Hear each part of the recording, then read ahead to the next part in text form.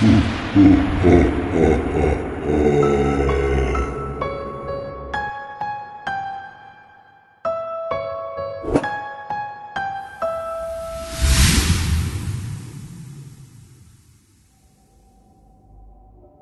у нас когда-то домик в украинском селе Винницкой области, купленный еще во времена СССР, когда страна была одна и передвигаться было проще.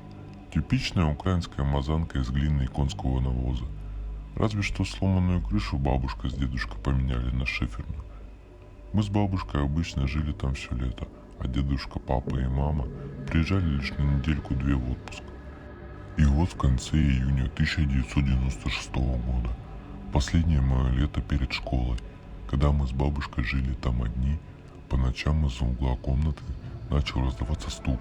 Такой ритмичный глухой стук, как костяшкой пальцев по крепкой дубовой мебели. 3 таких негромких удара за 1,5-2 секунды прозвучат, и тишина. Секунд 10. И так почти всю ночь. И я не скажу, что мне тогда было страшно. Мне скорее было просто любопытно, что это может так стучать, потому что стучать там было просто нечему. Звук раздавался из угла, в котором кроме холодильника ничего не было. Обе стены на улицу не выходили, так что вариант с какими-нибудь ветками тоже отпадал. Бабушка мне постоянно говорила, что это птицы по крыше стучат, и я на этом успокаивался, хотя сомнения все равно были, потому что звук исходил не сверху, а именно из угла. Но, повторяю, страха не испытывал. Бабушкиного объяснения мне было вполне достаточно. Где-то через неделю стук прекратился. Он прекратился и прекратился, черт бы с ним.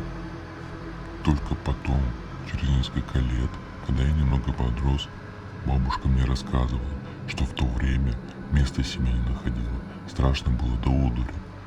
Она тут угол следовала вдоль и поперек. Стучать там не могло ровным счетом ничего. Тем более так неестественно ритмично. Дошло до того, что она, махровый матерый материалист советской закалки, попросила помощи у местных бабок. Угол окропили святой водой, чуть ли не ксенза вызывали, село было католическое. Как это прошло мимо моих глаз, ума не приложу. А теперь самая мякотка. Почему это вызвало у бабушки такую нездоровую реакцию? Стук начался ровно в ту ночь, когда в Москве умерла моя мама. Бабушке сообщили сразу по мере возможности. Мобильников тогда не было, а стационарный телефон был один на все село, у фельдшера. Мне пока ничего не говорили. Отец хотел сделать это лично.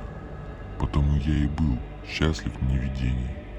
Вот местные бабки как раз и сказали, что это мама попрощаться приходила, а комнатку надо осветить.